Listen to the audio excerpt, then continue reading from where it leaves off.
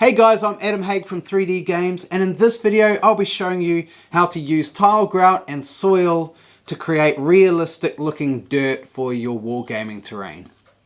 First you need some dirt. I took a stroll into the bush with my spade, but you could simply dig into your garden at home if you want.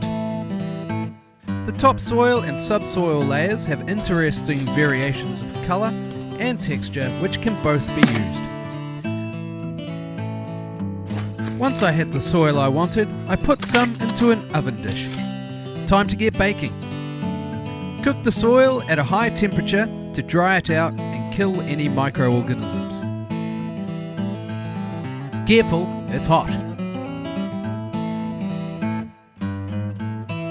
What a lovely earthy aroma. Once it has cooled, sieve the soil to remove stones and clumps, ensuring a fine grain. Collect the sieved soil into a container.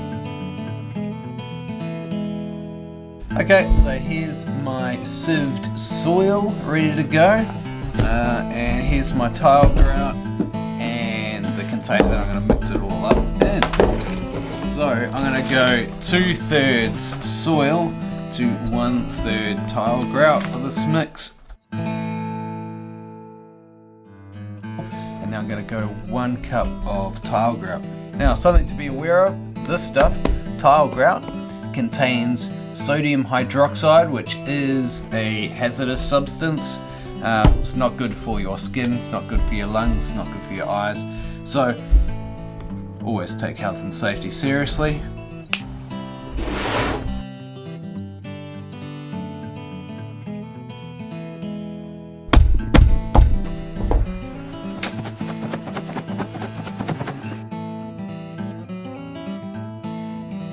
Look at that. Beautiful. To apply the tile grout and soil mix, simply sprinkle over PVA glue. Seal it in place by spraying it with isopropyl alcohol, followed by matte sealant. Once it dries, it becomes hard as rock and leaves you with very realistic looking ground cover, which can then be flocked.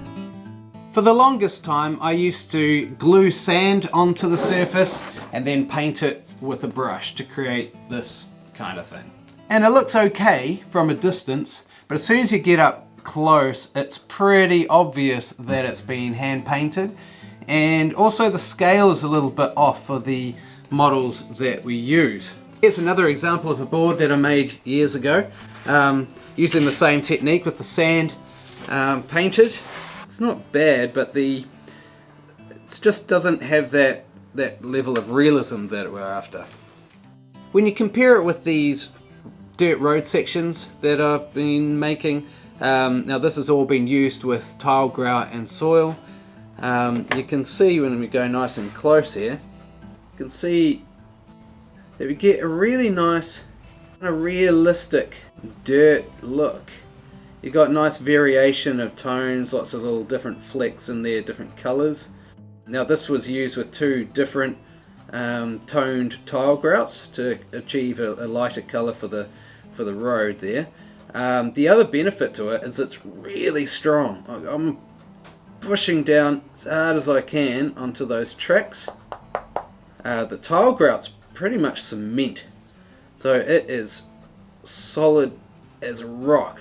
So this stuff's really hardy, which is great for when you're needing to store things away, because it'll stack on top of one another, no worries. But the other great thing about using tile grout and soil is you don't have to paint anything. It's all pre-coloured, and all you have to do is glue it on and seal it in place.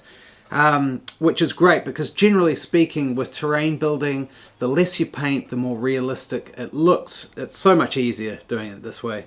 Here are the road sections all flocked now, looking beautiful and with that level of realism. So I hope that this video has been useful to you, and if you've appreciated anything that you've seen here, please take the time to like and subscribe and share it with others who you think it could be useful for. Please also take the time to comment That really helps to keep me motivated and let me know what the hobby community wants to see next, and maybe some areas where I need to improve. All that kind of stuff is great. It helps me and the hobby. So again, thanks so much. I really appreciate it, and I'll see you next time. Good hobbying, guys.